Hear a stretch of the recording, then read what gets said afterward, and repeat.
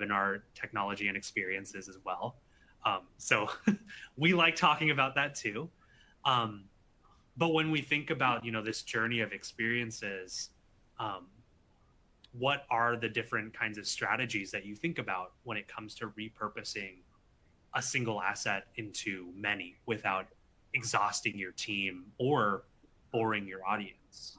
Yeah, the beauty of starting with a webinar, and again, this isn't to plug webinars I'm on 24 directly, although I'm going to go do it, which is that the beauty of starting with video is that derivative text, audio, and/or video subsegments are super easy, right? You can even use some transcription services to kind of make some of that easy, although you still need human eyes to kind of fine-tune and finesse. But going from text, whether it's a blog post or a white paper or an ebook, into video requires a greater commitment, restructuring, all of that. While starting with video and going backwards into all of those other more simplistic derivatives, really simple. I think the idea to hold on to here is that you're investing time, cash, personnel, possibly even outside of your own team, to create content. And so getting back to even the current economic environment, if you're able to kind of atomize this content, all different types of formats, whether they're longer form or shorter form, your ability to justify that initial investment just becomes that much more compelling. And I think that's really, really powerful. Instead of constantly looking at each new asset as possibly a new expense or a line item that you're going to have to justify, you can go in and say, yeah, we've got a significant effort and lift here to create this anchor piece or hero asset. But beyond that, everything else is super easy and super efficient for us to create derivatives from. That to me has always been really powerful, but in an economic environment like today, it's more important than ever. Yeah.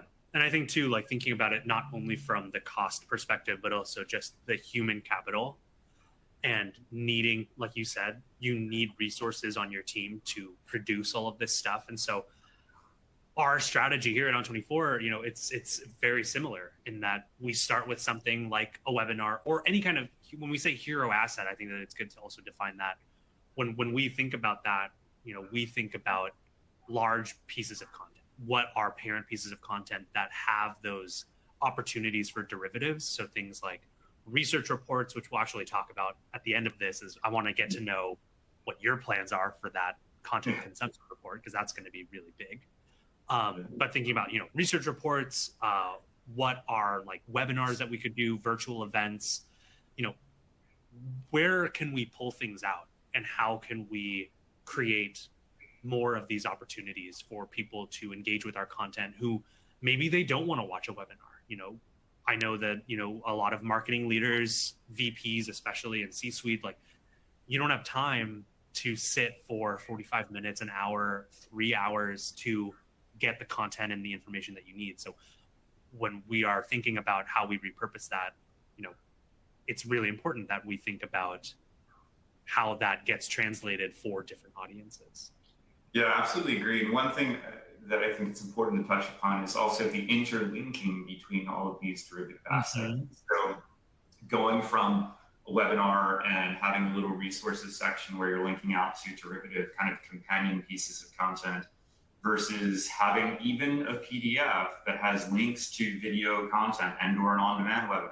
Like all of that's possible. And so allowing your audience to not only gravitate organically to the initial piece of content, having a multitude of choices or a menu, if you will, for them to find, but also having a clear pathway to go find and explore other content that aligns to their needs. Because we've touched on this a million times, just because they come in using what you classified as top of funnel content, they conceptually might be close to making a purchase decision. That was just the first thing that they registered for.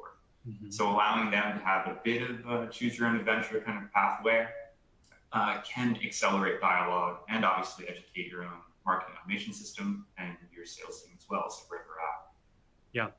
Yeah. One thing I also wanted to call out in this slide, and this is something that I had thought about as I was building this slide, but it's the insights and actions portion. I think that, yes, you can turn content into derivative content and repurposed content that way, but you're also fueling a lot of different types of audience data and metrics and actions by having multiple ways for people to